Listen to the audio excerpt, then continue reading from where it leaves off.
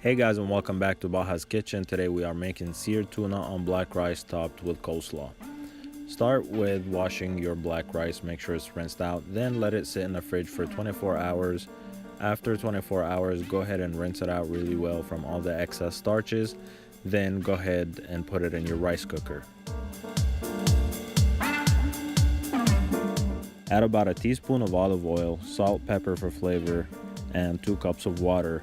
Typically for white rice, 1.5 cups of water are used, but for brown or black rice, 2 cups of water is usually your best bet.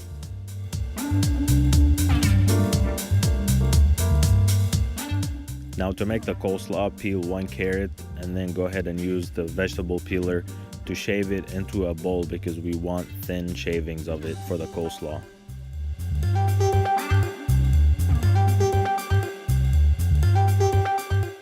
Slice half or whole onion depending on how much onions you like, and about a half a cabbage.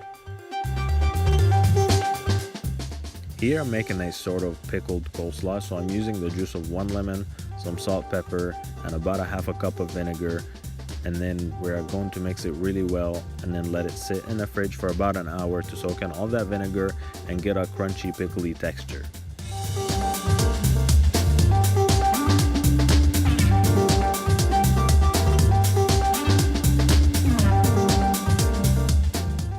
Time to make the sauce for the fish. I'm using a 1/4 cup of cilantro with 1 lemon, 1 tomatillo, a clove of garlic, and some onions from the ones we sliced earlier. Then I'm going to add chili flakes, salt, ginger powder, and olive oil.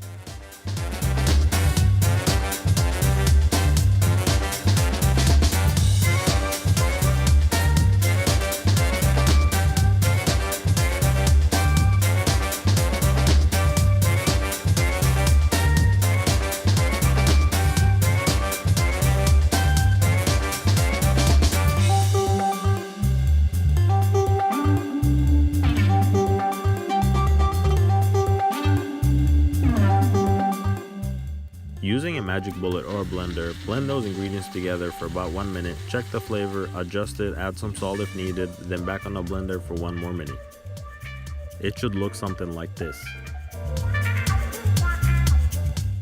The rice should be ready. We are going to check it with a fork, give it a quick stir, then taste it to make sure that it's cooked all the way through.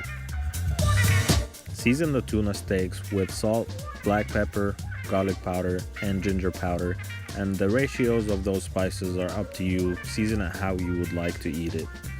Rub the seasoning on both sides of the tuna steaks, then let it sit for 15 to 20 minutes to make sure they absorb all that flavor. Heat up your pan on the stove top, then add in some olive oil, let it get smoking hot, and you know the drill. Drop the tuna steak in, and you can enjoy that sizzle. Flip the tuna when the brown part becomes about a ½ inch thick, and that's the color you should be expecting right when you flip it, golden brown texture. Now typically with tuna, you don't want to overcook it, so right before you remove it, it should be somewhat pink in the middle. And don't worry, the tuna will not be undercooked because it will continue to cook with its own heat even after you remove it from the pan. And finally, before plating, chop up some scallions for presentation and a little bit of flavor. In this episode, I will be showing you how to plate. I didn't have a ring, so I made a ring from aluminum foil by folding it a couple of times and then making it into a circle. So I dropped my serving of rice in there and I made sure that it was flat. Then I added the tuna steak, then topped it off with the coleslaw. After adding all the ingredients, go ahead and carefully remove it from the plate and wipe off any excess food that might fall into the sides of the plate.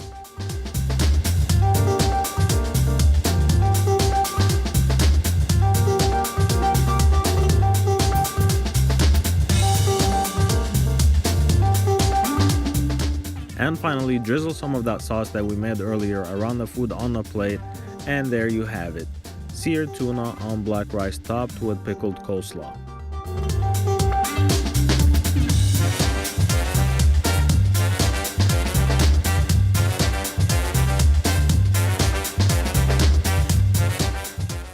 Thanks for watching guys, and see you next time. Please don't forget to subscribe.